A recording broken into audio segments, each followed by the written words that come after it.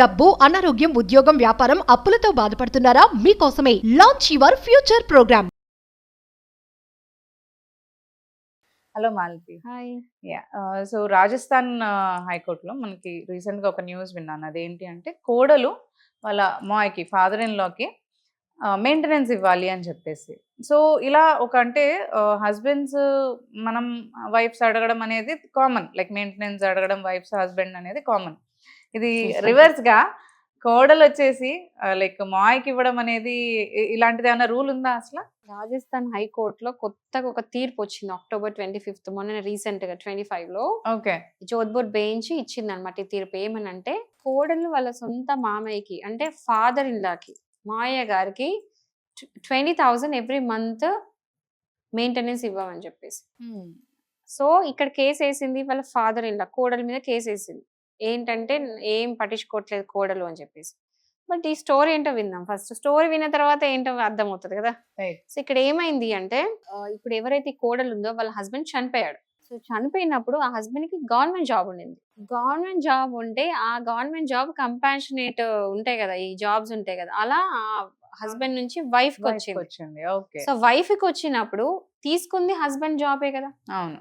తీసుకుంది, బయటకు వెళ్ళిపోయింది, మంచి ఆరామ్సే బతుకుతుంది, హాయిగా హ్యాపీగా బతికేస్తుంది. మరి కొడుకుని కన్న తల్లిదండ్రులను మర్చిపోయింది. ఇప్పుడు ఆ తల్లిదండ్రులకి ఎవరు అసలు మొత్తం సోర్స్? కొడుకే ఉండింది కదా ముందు. కొడుకు చనిపోయిన తర్వాత ఇప్పుడు కోడలే కదా చూసుకోవాలి. కోడలు చూసుకోకుండా ఆమె లగ్జరియస్ లైఫ్ బతుకుతుంది, హ్యాపీగా బతికేస్తుంది. కనీసం వీళ్ళు ఎన్ని కాల్స్ చేసినా ఏం అడిగినా అసలు కాల్స్ కూడా లేపట్లేదు. ఇలాంటి సిచ్యువేషన్ లో ఏం చేశారంటే, రేరెస్ట్ ఆఫ్ రేర్ కేసు ఇది, ఎప్పుడు యూజువల్ గా జరిగింది కదంటే ఇట్లాంటి మెయింటెనెన్స్ కేసులు మనం కూడా వినలేదు. సో ఆ ఫాదర్ ఇన్ లా ఏం చేశారంటే వెళ్ళి కోర్టులో కేసు వేశారు. ఏంటి, ఇట్లా మా అబ్బాయి త్రూ ఇలా జాబ్ వచ్చింది, బట్ ఆ అమ్మాయిని చూసుకోవట్లేదు, మాకు వేరే సోర్స్ లేదు అసలు. అంటే ఇంకా వేరే సోర్స్ లేదు అన్నప్పుడు కోర్టు మొత్తం విచారణ చేసి ఇచ్చిన తీర్పు ఇది.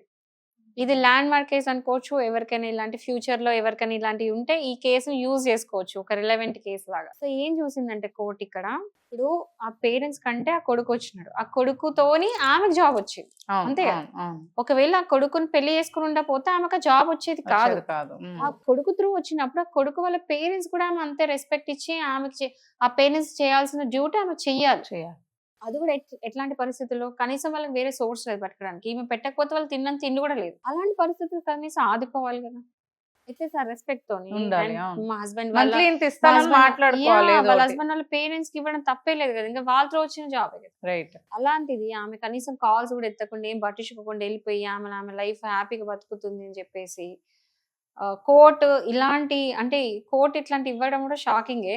సో అట్లా ఆ విధంగా అనాలిసిస్ చేసేసి ఈ తీర్పు అనేది ఇచ్చింది.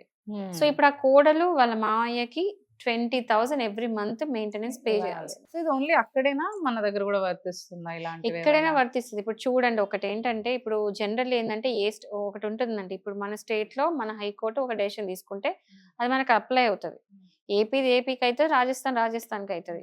సో ఇలాంటి మనం ఏంటంటే ఒకటి ఎగ్జాంపుల్ లాగా ఒక రెఫరెన్స్ కేసు లో యూజ్ చేసుకోవచ్చు. సో ఇలాంటి జరిగిందండి రాజస్థాన్ లో, ఇప్పుడు ఇలాంటి సిమిలర్ కేసు అయింది అనుకోండి, రాజస్థాన్ లో ఇలాంటి కేసు అయింది, ఇది రెఫరెన్స్ లా తీసుకొని కన్సిడర్ చేయండి అని మనం అడగొచ్చు. బట్ అల్టిమేట్లీ మళ్ళీ కోర్ట్ డిస్క్రిప్షన్, అంటే కోర్టే డిసైడ్ చేయాలి. అది రిఫరెన్స్ లాగానే యూజ్ చేసుకుంటారు.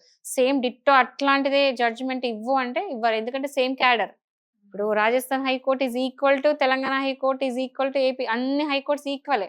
సో వేరే వాళ్ళు ఎవరో ఇచ్చారు కాబట్టి నేను ఇవ్వాలని రూల్ లేదు, బట్ అది కన్సిడర్ చేసి అదే విధంగా ఇవ్వచ్చు అనేది ఒక రెఫరెన్స్ లాగా హైకోర్టు జడ్జెస్ యూజ్ చేసుకోవచ్చు. బట్ ఒకవేళ సుప్రీం కోర్టులో కనుక ఇట్లాంటి జడ్జిమెంట్స్ వస్తే మాత్రం ఖచ్చితంగా హైకోర్ట్స్ వినాల్సిందే. ఎందుకంటే సుప్రీంకోర్టు నుంచి ఒక ఆర్డర్ ఉంది, ఆల్రెడీ ఇట్లా ఆర్డర్స్ ఉన్నాయి కాబట్టి ఈ రెఫరెన్స్ కేసు ఉందండి, ఇట్లాంటి రిలవెంట్ కేసు ఉంది చూడండి, ఆల్రెడీ సుప్రీంకోర్టు కూడా ఇందులో ఒక తీర్పు అనేది ఇచ్చింది అని చెప్పేసి మనం రిక్వెస్ట్ చేసుకుని అడగొచ్చు.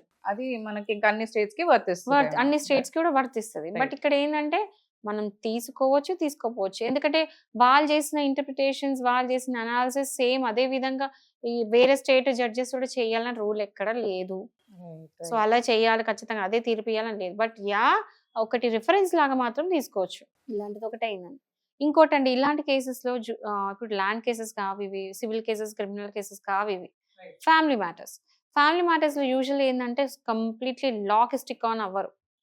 సిచ్యువేషన్స్ కూడా చూస్తారు, పరిస్థితులు చూస్తారు. ఒక కేసు ఇంకో కేసు ఎప్పుడు సిమిలర్ కాదు. ఇక్కడ పరిస్థితులు వేరే ఉంటాయి, అక్కడ పరిస్థితులు వేరే ఉంటాయి. ఈ పరిస్థితులు ఇక్కడ ఏముందంటే కోడలికి హస్బెండ్ త్రూ వచ్చింది జాబ్ కాబట్టి అలాంటి పరిస్థితుల్లో ఆమె ఆదుకోవాలి పేరెంట్స్ అని చెప్పేసి ఒక మోరాలిటీ ఉంది ఆమె మీద, ఆమె బాధ్యత అనేది ఒకటి ఉంది కాబట్టి అలా తీర్పు వచ్చింది. సో మళ్ళీ అలాంటి తీర్పు ఇప్పుడు కొంతమంది కొన్ని ఇప్పుడు ఇదే ఎగ్జాంపుల్, ఇదే కేసు ఇంకో దగ్గర తీసుకుందాం. అక్కడ ఆల్రెడీ పేరెంట్స్ కి చాలా ఆస్తులు ఉన్నాయి, పాస్తులు ఉన్నాయి, అన్ని ఉన్నాయి. ఇలా జాబ్ ఇప్పించిండ్రు. తీరేమైంది, ఆ కోడలు ఇంట్లో నుంచి వెళ్ళగొట్టేశారు. ఓకే, వాళ్ళకి ఆల్రెడీ మంచిగా సరిపడా ఆస్తులు ఉన్నాయి, సంపాదన ఉంది, వాళ్ళు బతకగలుగుతారు. అత్తమామలు, కొడుకు చనిపోయిండు, కోడలు జాబ్ ఏదో వచ్చింది బయట పంపించేసిండ్రు.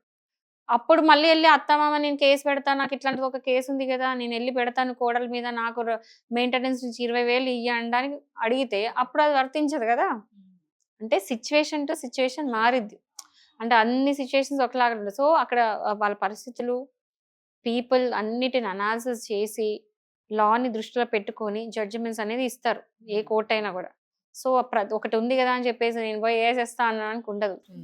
అది కంప్లీట్ గా description of the court will decide. Thank you.